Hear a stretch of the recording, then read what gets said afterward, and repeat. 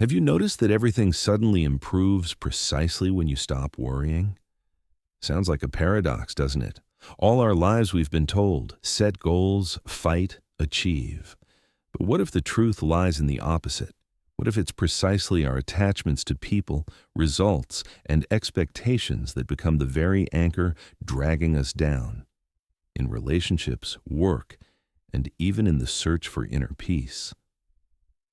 Carl Jung, the genius of psychology, discovered an uncomfortable truth for many. The more desperately you grasp for control, the faster life slips through your fingers.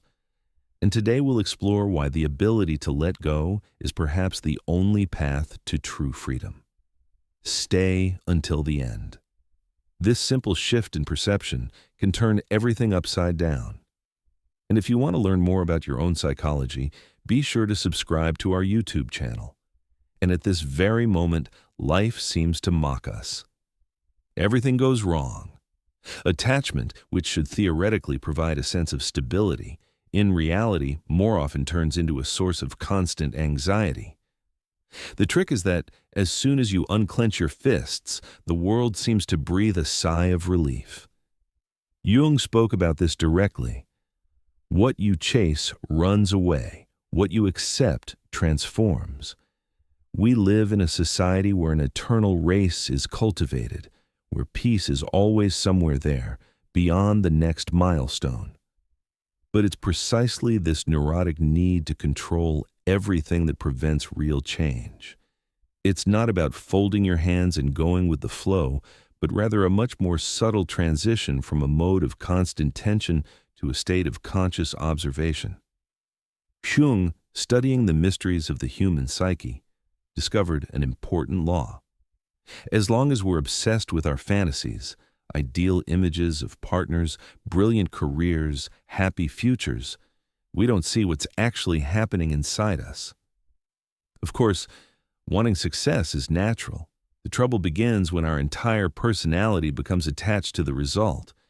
If I am my position, my relationships, or my achievements, then any failure is perceived as a threat to existence. Hence this eternal fear, this gnawing anxiety, this crazy attempt to control every aspect of life. Jung called this a futile attempt by the ego to preserve its illusions. Real change doesn't happen when we beat ourselves against a wall with all our remaining strength, but when we finally stop resisting the natural course of things, not from weakness, but from insight. Letting go doesn't mean giving up. It means allowing something new to happen that doesn't depend exclusively on our will. It's an act of trust in that invisible wisdom that guides the flow of our life.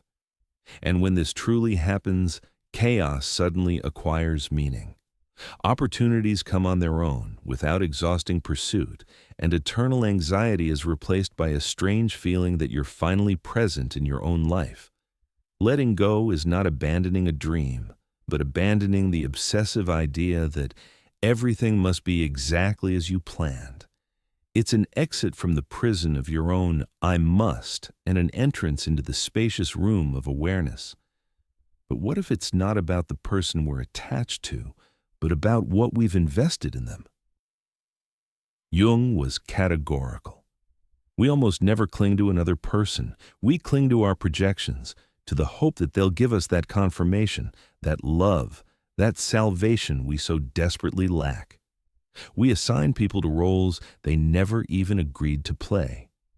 What we don't want to see in ourselves, we search for in others with remarkable persistence, either idealizing or demonizing them. It's in this distorted mirror that painful attachment is born.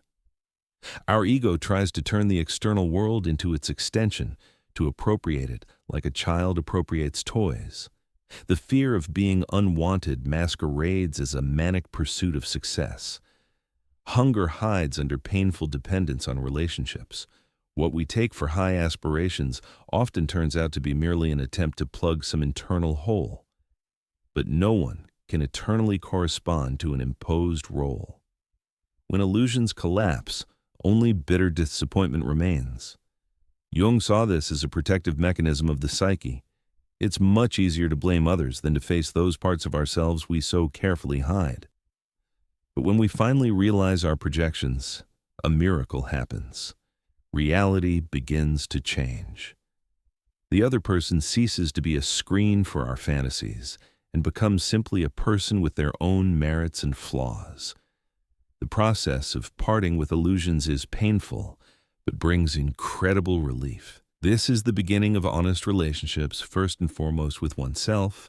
When you stop running after what, as it seems to you, will make you whole, a paradox occurs.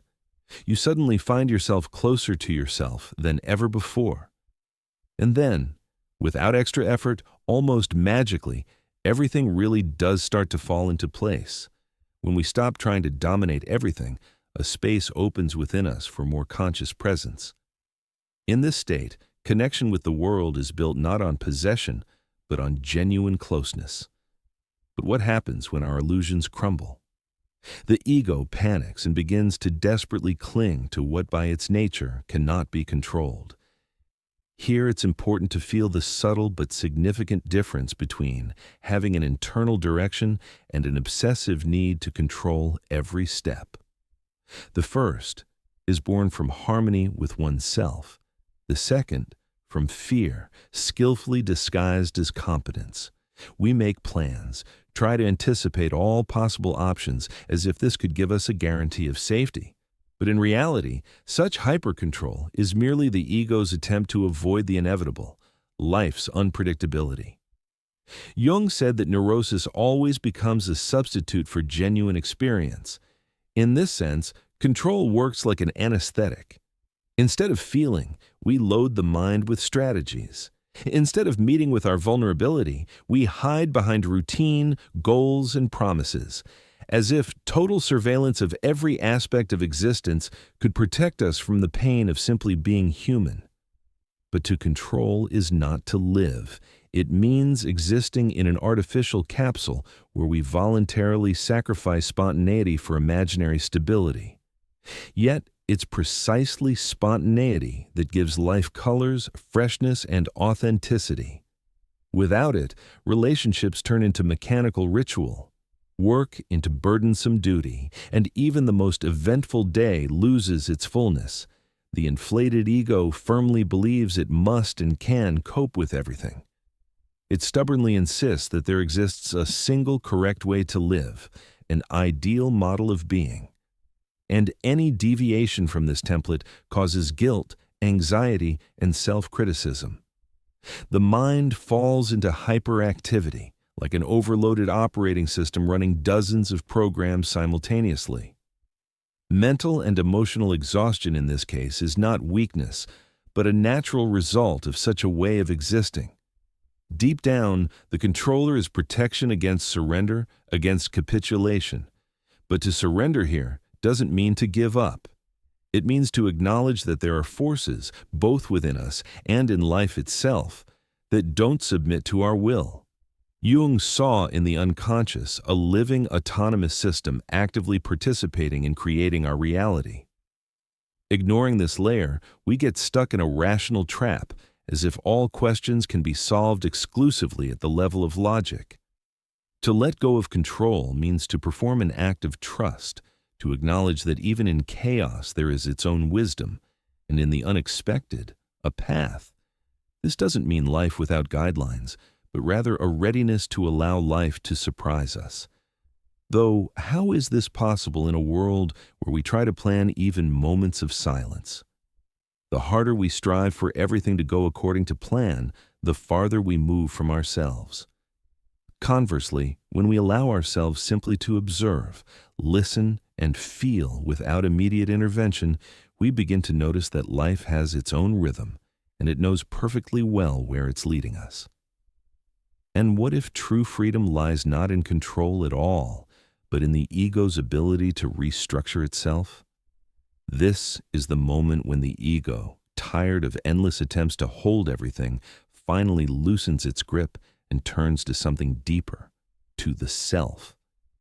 This is the center of our psyche, the wholeness of being, not a social mask and not a role we play, but who we are when we stop pretending. While the ego is at the helm, our life is organized around external expectations. content continues with themes of transformation, creativity, and inner peace. Letting go is also a lesson in dealing with invisible losses, those that don't leave concrete traces but deeply wound the soul. And it's precisely in this imperceptible wound that new life gradually begins to awaken, not as a promise, but as a possibility. When what bound us finally dissolves, something interesting happens. The world doesn't end. On the contrary, it begins to reorganize. The silence that once frightened becomes fertile, and the emptiness that caused fear turns out to be space. It's precisely in this space that things begin to sprout that couldn't be born while everything was occupied with control, expectations, and noise. It's like opening a window after many years of being closed. Dust dances in the light, the air changes. At first it's strange but calm, an uncomfortable feeling, but over time, breathing comes, and with it, presence. The mind stops chasing and finally begins to listen to the body, time, subtle sensations. Imagine a person who spent years in a relationship where there was no real exchange but remained out of fear, attachment, or habit. When this person finally lets go, not only of the other, but of the illusion that everything must continue, silence and emptiness come. But soon space appears, and in this space they return to creativity. They begin to write, cook without compulsion, want to go for a walk, listen to music in the dark. This is a return to creativity not as a task, but as self-expression.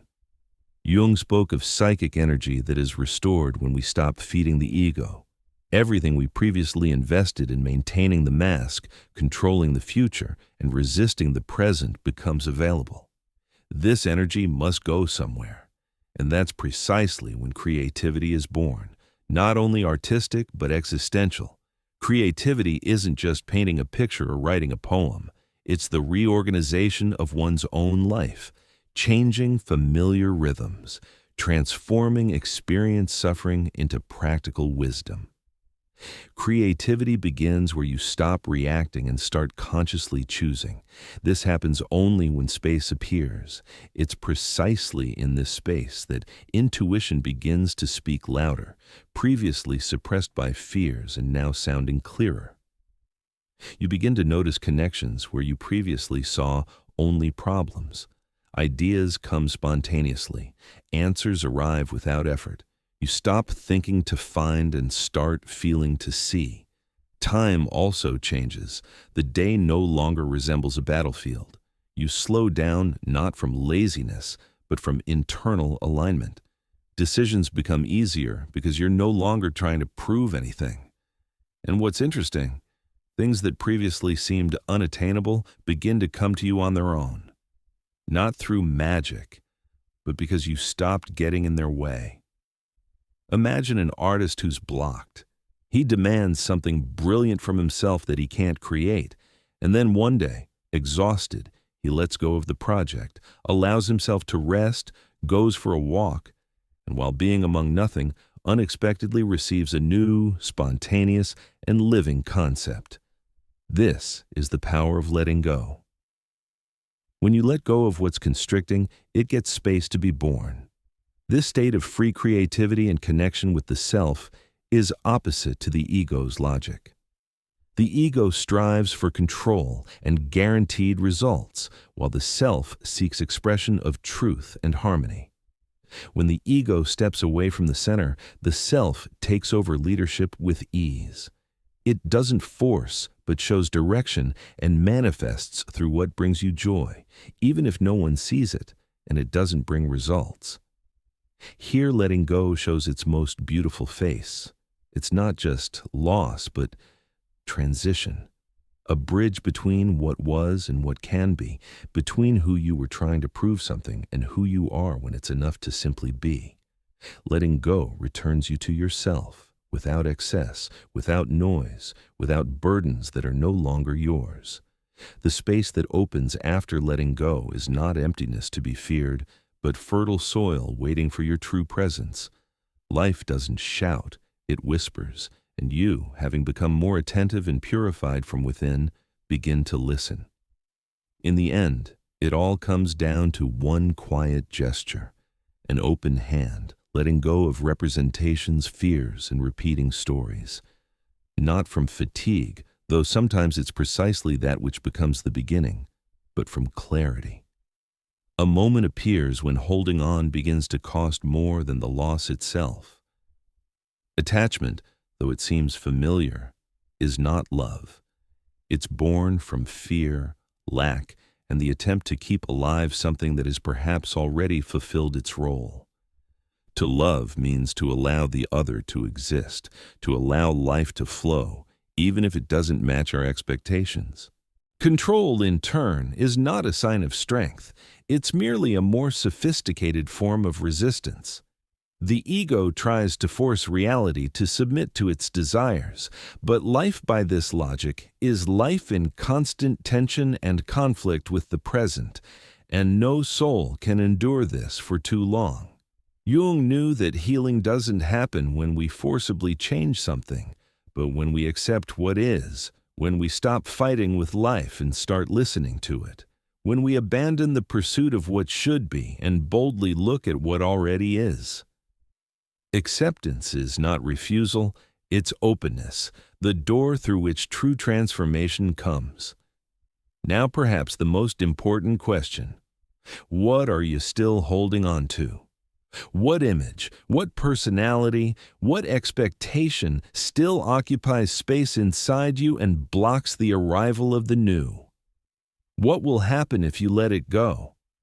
Letting go is a risk, but so is holding on. Often it's precisely staying in captivity that's more dangerous than the fear of change, because we're not here to play a role, but to live. And life truly lived requires courage. The courage to remove layers that no longer fit, the courage to approach what truly matters, the courage to allow yourself simply to be. Life begins where the illusion of control ends. It's precisely in this quiet and intimate moment that we return to ourselves, not as an ideal, but as presence, and from there, everything that truly matters finds its way. If this message has meaning for you, turn on notifications so you don't miss the next reflections on letting go, self-awareness, and Jung's deep psychology applied to everyday life. If you've reached the end, write in the comments, "I'm letting go of what no longer belongs to me." That way, I'll know you've walked this path with me and that this text also touched you. See you in the next video.